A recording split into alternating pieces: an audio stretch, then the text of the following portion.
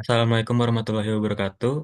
Kepada yang terhormat Dr. Mutia Delina MSI, selaku dosen pengampu dari mata kuliah Umum Data Raya dan Pemrograman.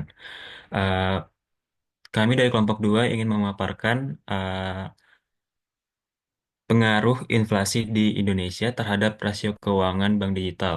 Kelompok kami diantaranya ada Adam Naufal Adrianto, lalu ada Andrew Aditya, dan juga saya sendiri, Muhammad Tegar Caksono. Oke, kita masuk ke pendahuluan. Perkembangan bank digital di Indonesia yang menawarkan efisiensi melalui teknologi menghadapi tantangan kritis dari inflasi. Inflasi berdampak pada kinerja keuangan yang diukur oleh rasio penting seperti ROA, CAR, dan juga LDR. Berbeda dengan bank konvensional, bank digital memiliki struktur biaya berbasis teknologi yang tinggi, sehingga inflasi dapat menekan profitabilitas atau ROA dengan menaikkan biaya infrastruktur digital. Selain itu, likuiditas atau LDR, mereka lebih rentan karena basis nasabah yang sensitif terhadap perubahan ekonomi dapat menarik dana secara masif saat inflasi tinggi. Boleh next. Oke, masuk ke rumusan masalah.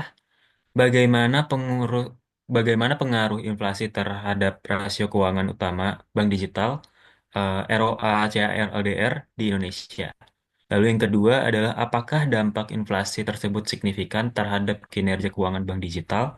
Lalu bagaimana mekanisme pengaruh inflasi pada bank digital berbeda dengan bank konvensional? Lalu yang terakhir, faktor apa saja yang memodernisasi pengaruh inflasi terhadap rasio keuangan bank digital? Boleh, next.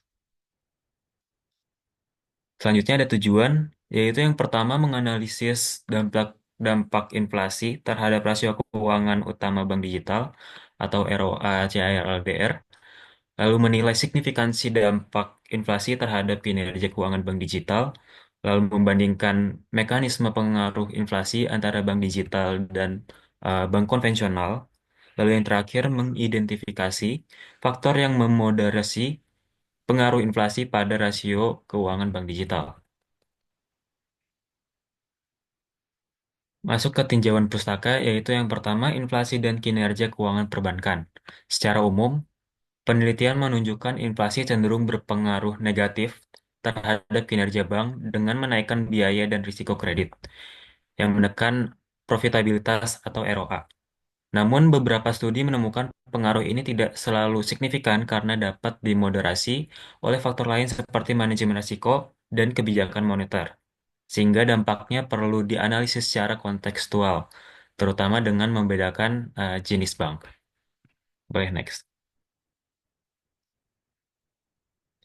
Rasio keuangan sebagai indikator kinerja bank digital. Rasio kunci seperti ROA, CAR, dan LDR digunakan untuk mengukur kesehatan bank digital. Namun, karena model bisnis mereka berbasis teknologi dengan struktur biaya yang berbeda, sensitivitas rasio ini terhadap faktor eksternal seperti inflasi dapat berbeda dari bank konvensional. Misalnya, LDR bank digital lebih dinamis karena perilaku nasabah yang serba digital. Meskipun demikian, studi menunjukkan bank digital di Indonesia periode 2018 sampai 2023 mampu menjaga kinerja keuangan yang sehat. Boleh next.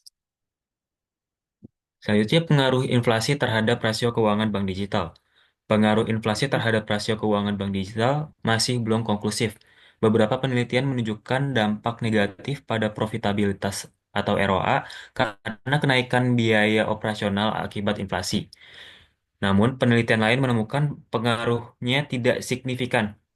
Kemungkinan karena efisiensi teknologi bank digital mampu meredam tekanan biaya serta didukung oleh kondisi inflasi yang relatif terkendali di Indonesia. Yang terakhir, boleh next Adam. Yang terakhir adalah regulasi dan stabilitas perbankan di tengah inflasi. Bank Indonesia menggunakan kebijakan moneter seperti suku bunga acuan untuk mengendalikan inflasi dan menjaga stabilitas sistem keuangan. Kebijakan ini secara langsung memengaruhi biaya dana, likuiditas, dan risiko kredit di perbankan. Bagi bank digital dengan karakteristik risiko yang unik, penyesuaian terhadap kebijakan moneter yang berlaku menjadi krusial untuk menjaga stabilitas operasional sekaligus mendukung pertumbuhan yang inovatif.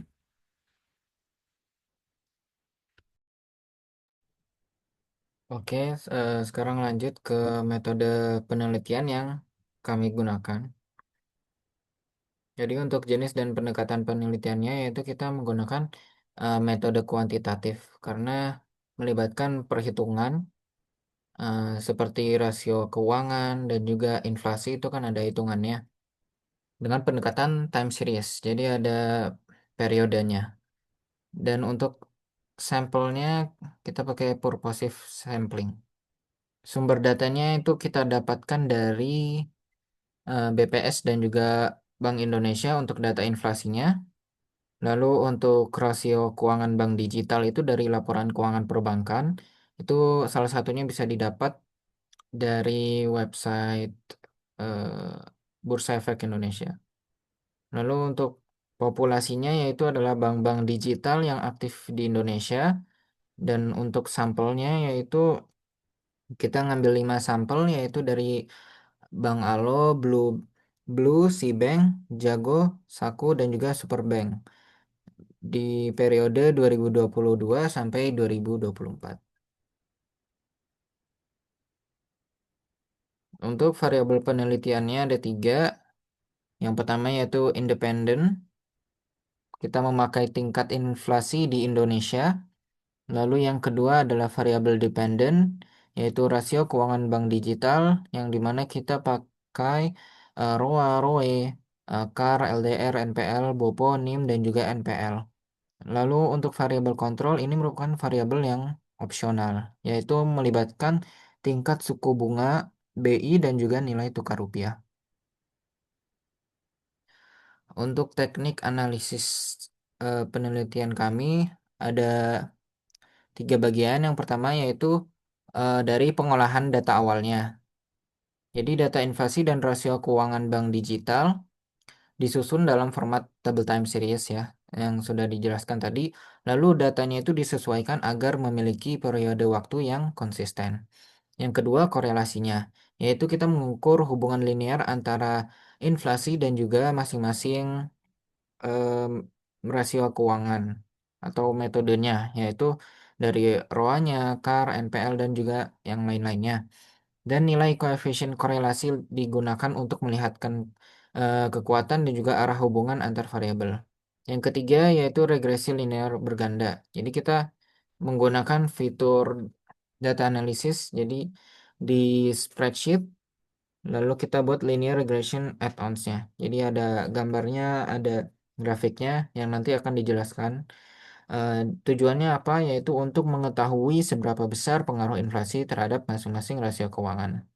Nah, grafiknya itu ada tren waktunya juga, itu digunakan untuk memvisualisasikan hubungan antara inflasi dan juga rasio keuangan. Oke, untuk materi selanjutnya akan dijelaskan oleh rekan saya. Oke, masuk ke materi pembahasan. Boleh next?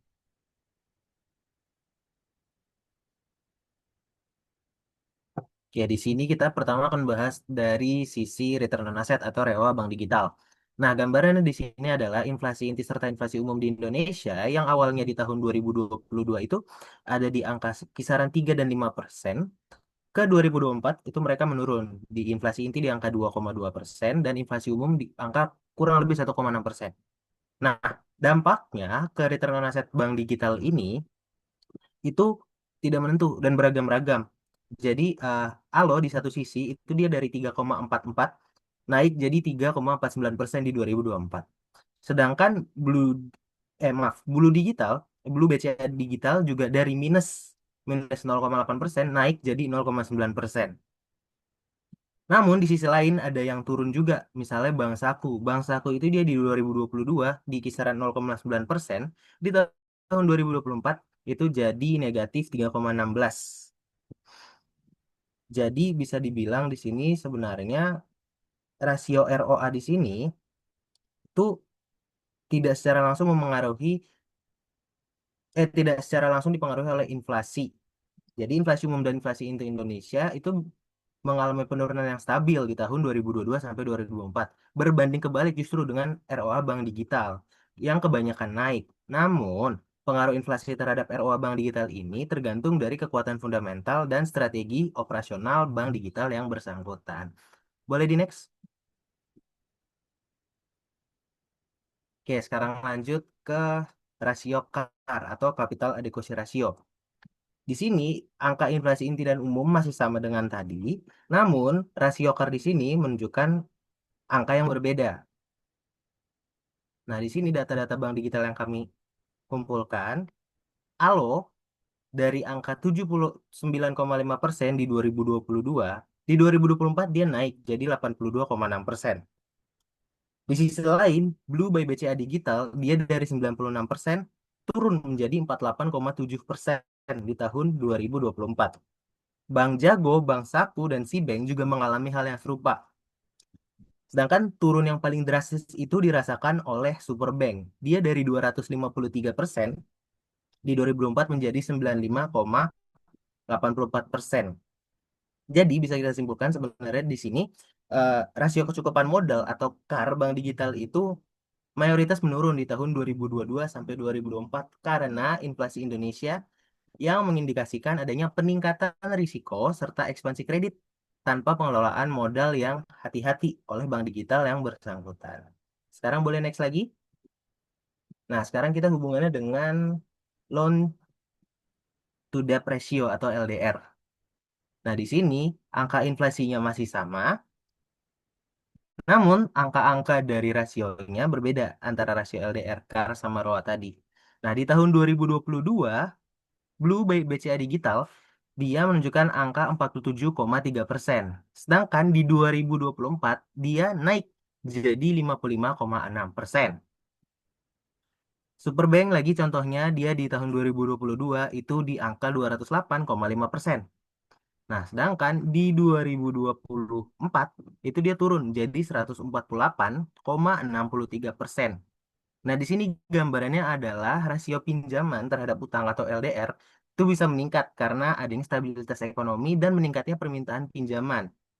Tapi di contoh lain, satu sisi, bank-bank kayak Superbank itu mengurangi LDR mereka untuk menghindari resiko likuiditas jangka panjang gitu. Sekarang boleh di next.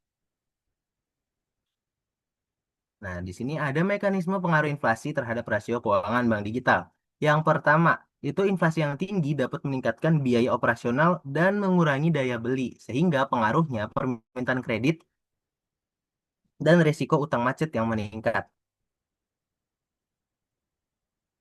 Yang kedua, inflasi yang rendah memungkinkan bank untuk meningkatkan efisiensi operasional dan memperluas aset produktif, sehingga dapat meningkatkan return on asset seperti hasil temuan kita tadi. Lanjut lagi yang ketiga, inflasi yang rendah ini juga memperkuat margin laba karena biaya input digital lebih stabil dan permintaan layanan keuangan yang tinggi. Lanjut lagi yang hubungannya dengan CAR di sini, secara tidak langsung dipengaruhi oleh inflasi melalui dampaknya pada aset tertimbang menurut resiko atau ATMR, serta laba ditahan bank digital yang bersangkutan. Terus penurunan inflasi biasanya menyebabkan penurunan suku bunga acuan dan peningkatan permintaan kredit. Terus di sisi lain lagi, bank digital dengan produk kredit yang terjangkau pasti bakal mendorong peningkatan penyaluran pinjaman yang dampaknya langsung dirasakan melalui rasio LDR. Terakhir, tidak lain dan bukan, memahami dampak inflasi terhadap rasio keuangan bank digital ini berguna untuk menilai kelayakan finansial dan stabilitas jangka panjang. Boleh di next. Nah, di sini barulah kita bahas ada faktor-faktor yang memediasi pengaruh inflasi terhadap rasio keuangan tadi. Pengaruh yang pertama itu ada strategi bisnis serta model operasional. Bank digital yang fokusnya pada segmen pasar yang tahan terhadap inflasi, seperti peminjaman mikro atau ekonomi pertunjukan, pasti bakal lebih stabil. Model bisnis berbasis teknologi juga memungkinkan otomatisasi proses. Mereka meminimalkan dampak inflasi pada biaya operasional. Terus yang kedua, ada struktur biaya dan efisiensi operasional. Struktur biaya tetap yang tinggi atau ketergantungan yang besar pada belanja teknologi membuat bank lebih rentan terhadap inflasi. Terus bank dengan efisiensi tinggi dapat mempertahankan profitabilitas baik di kondisi inflasi rendah maupun tinggi. Boleh di next lagi. Yang ketiga ada kualitas portofolio kredit, di mana bank dengan portofolio kredit konservatif dan proses pinjaman emisi yang ketat dapat mempertahankan kualitas aset mereka selama inflasi. Terus ada pinjaman yang bermasalah yang berhubungan dengan NPL. Kalau dia rendah, itu berarti menunjukkan manajemen risiko yang baik, yang memastikan rasio seperti ROA dan CAR dapat dipertahankan di saat inflasi juga. Lalu ada ketahanan modal dan kebijakan dividen. Di sini bank dengan basis modal yang kuat dan investor strategis lebih siap menghadapi volatilitas makro. Serta yang kelima adalah kualitas tata kelola dan kemampuan manajerial, di mana kemampuan tinggi dalam mengelola resiko, teknologi, sampai dengan akuisisi nasabah digital membuat bank lebih adaptif terhadap perubahan eksternal. Ya, masuk ke bagian kesimpulan.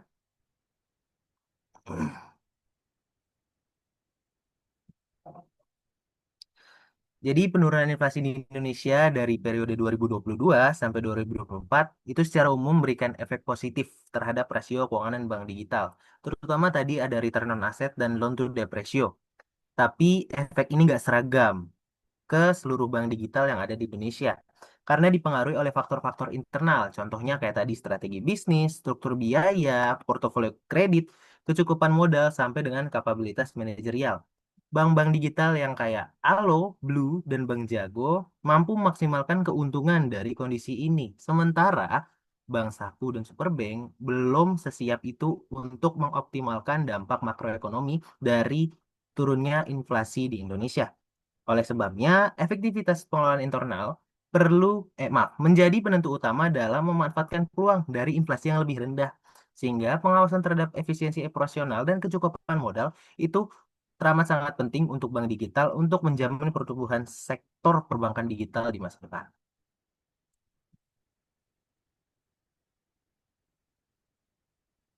Oke, kurang lebihnya sekian yang bisa kami jelaskan dari kelompok 2. Mohon maaf jika ada yang belum lengkap. Wassalamualaikum warahmatullahi wabarakatuh.